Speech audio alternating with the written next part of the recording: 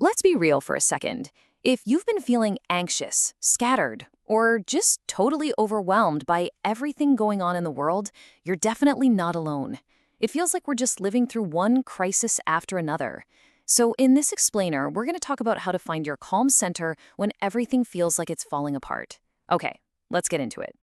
This is the big question, isn't it? And look, this isn't about pretending bad things aren't happening. Not at all. It's about finding real, accessible tools that actually work. Tools to help you navigate the chaos without completely losing yourself in it. And that's exactly what we're here to do.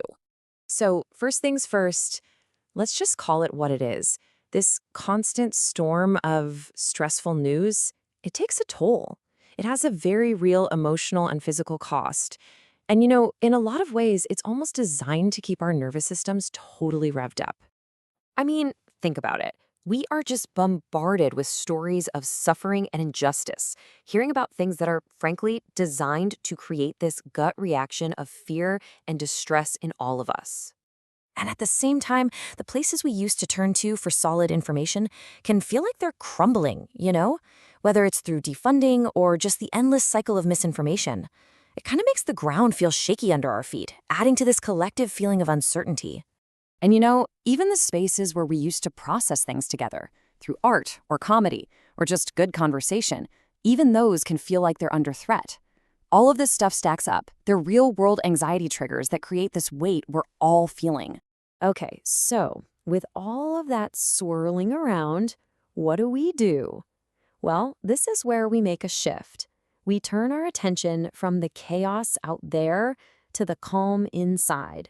And this brings us to the main idea for our time together today, becoming the eye of the storm. So what does that even mean, the eye of the storm? Well, it's not about stopping the hurricane. I mean, that's impossible, right? It's about finding that spot of incredible stillness that exists right in the middle of all the chaos. And the best part?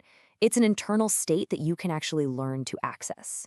Oh, I just love this quote. It's such a powerful way to think about it, isn't it? Your job isn't to go out there and fight the hurricane by yourself. Your one job is to be the lighthouse, to keep your own light on, to stay steady, and that act right there is an incredibly powerful thing. Now, if you're thinking, yeah, that sounds great, but it feels completely impossible, I get it. And there's a very real biological reason it feels so hard. Our bodies are kind of working against us in this crazy modern world. So let's take a quick look at the science of what's actually going on. Okay, so here's the deal with your brain on overwhelm. You've got your amygdala, that's like your brain's internal smoke detector, and it's just firing off constantly. It's called an amygdala hijack. Then you have your default mode network, which gets stuck replaying the same worries over and over again. These two things team up, flood your system with stress hormones, and leave you stuck in that awful fight, flight, or freeze mode. So I really want you to hear this. This is so important. There is nothing wrong with you. Your body isn't broken. It is having a totally normal reaction to a completely overwhelming, abnormal situation. Just letting that sink in, that's a huge first step toward giving yourself a little grace. So this brings up a huge question, one that a lot of us wrestle with. Is it selfish to focus on my own energy and my own peace when the world is in such a state of crisis? Let's bust that myth right now. The myth is that focusing on yourself is selfish. But the truth? It's strategic. Think about it. When your nervous system is calm, you make better decisions. You can show up for other people with more energy. You add calm to the world instead of more panic. Your grounded presence is actually a gift. And that's why this is so critical. Getting into alignment, finding your center, it's not about checking out or escaping from the world's problems. No way.